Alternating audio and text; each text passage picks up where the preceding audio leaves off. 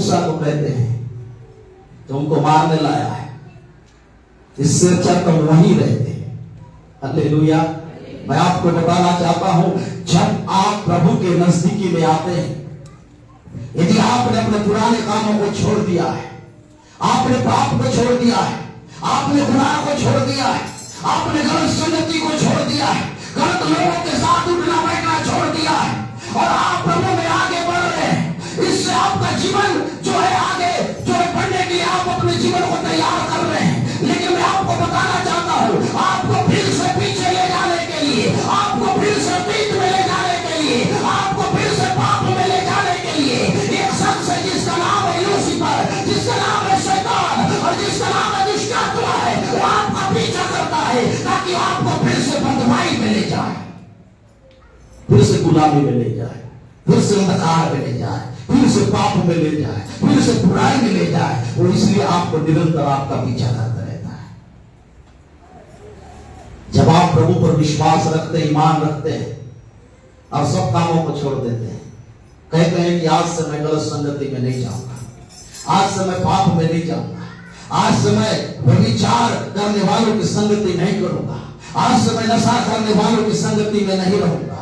जब आप निर्णय लेते हैं, तब से शैतान क्या कहता है, कहता है भैया मेरे कैद से आजाद हो रहा है, ये मेरे कैद से आजाद हो रहा है। मैं इसको बांध के रखा था, इसको पकड़ कर रखा था, इसको जो है गुलामी में मैंने रखा था, आज ये कैसे मेरे चंगुल से बाहर निकल रहा है। और जब वो व्यक्ति उस चंगुल से बाहर निकलता है तो शैतान उसका पीछा करता है, उसके पीछे लगे रहता है ताकि वो फिर से उस व्यक्ति को उसी जगह पर लाकर खड़ा कर दे जहां से वो निकला था। बहुत से लोग आज आप और मैं उस संगति से बाहर निकले, पाप से बाहर निकले। हमने बीते शुक्रवार को पढ़ा, सचेत रहो और जागते रहो, तुम्हारा विरोधी शैतान गरजने वाले सिंह के समान तुम्हारे पीछे पड़ा है।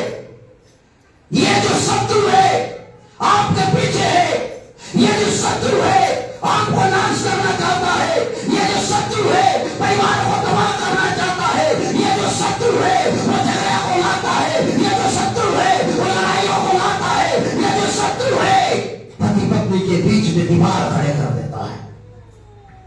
मैं आपको बताना चाहता हूं, खुदा के कलाम में लिखा गया सचेत रहने के विषय में। क्यों? क्योंकि शत्रु पीछे है। इस्राएली लाल समुद्र के आगे बढ़ना तो चाहते थे, लेकिन लाल समुद्र बाधा बनकर उनके सामने था, फिरौन की सेना पीछे थी। हालेलुया।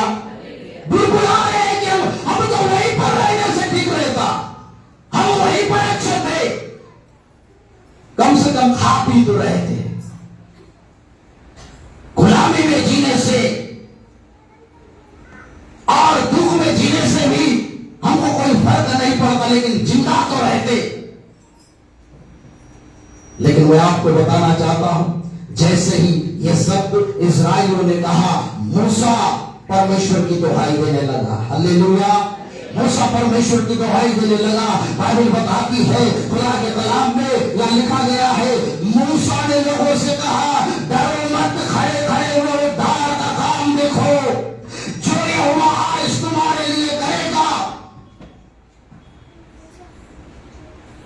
क्योंकि जिन मिस्रियों को आज तुम देखते हो, उनको फिर कभी देखने नहीं पाओगे। हालेलुया। परमेश्वर का वचन आपसे मुझसे बातें करना चाहता है।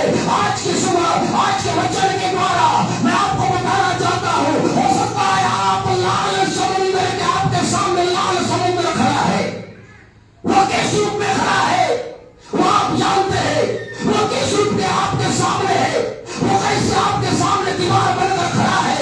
आपको लग रहा है कि मैं इस लाल समुद्र के उस पार जा नहीं पाऊंगा। हो सकता है आप बीमारी में हो सकता है आप चिंता में हो सकता है आप विपत्ति में हो सकता है हर प्रकार का टेंशन आपके जीवन पर हो और आपको लग रहा है मेरे जीवन से नहीं होगा। लेकिन मैं आपको बताना चाहता हूं, आपको एक काम करना है, यहोवा की दुहाई देना है। हालेलुया। यहोवा से प्रार्थना करना है, यहोवा की दुहाई देना है। खुदा के कलाम में लिखा गया है, मूसा कहता है जिन मिस्रियों को आज तुम देख रहे हो वो कल से तुम उसको देखने नहीं पाओगे। खुदा का कलाम आपसे मुझसे रूबरू करना चाहता है आज की सुबह। जिन विपत्तियों को आज आप देख रहे हैं, जिन समस्या को आज आप देख रहे हैं, जिन चिंताओं को आज आप देख रहे हैं, आपको लग रहा है कि समस्या नहीं जाएगी, आपको लग रहा है कि बीमारी नहीं जाएगी, आपको लग रहा है कि विपत्ति मेरे सामने से नहीं हटेगी, लेकिन खुदा का कलाम कह रहा है वो उसको आप कल से देखने नहीं पाओगे।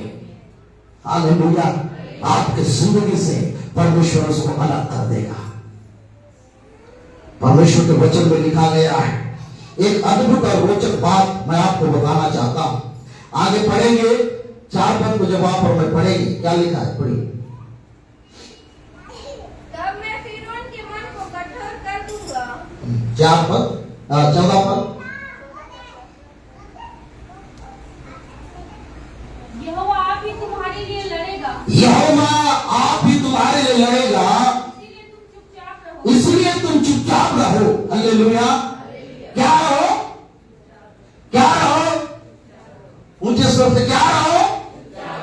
हालेलुया। बड़ा कठिन काम है चुपचाप रहना, बड़ा कठिन काम है चुप रहना। हालेलुया। 2-3 झगड़ा उठे, देख जन को चुप रहना बोलते हो, तो झगड़ा बढ़ जाता है। चुप रहो और खड़े खड़े परमेश्वर के काम को देखो। हालेलुया।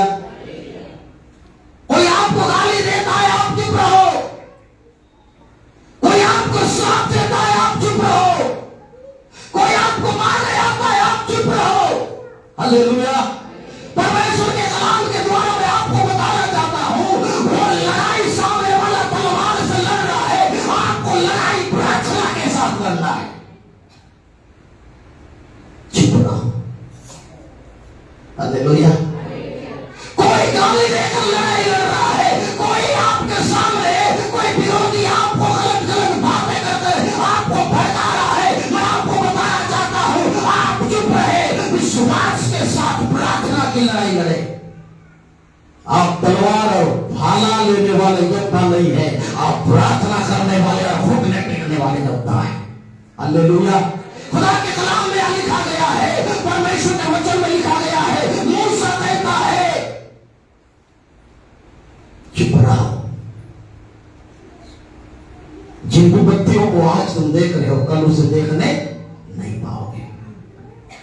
अपने परिवार, अपने घराने में आपको बहुत सारे चीजों के लिए चुप रहना है।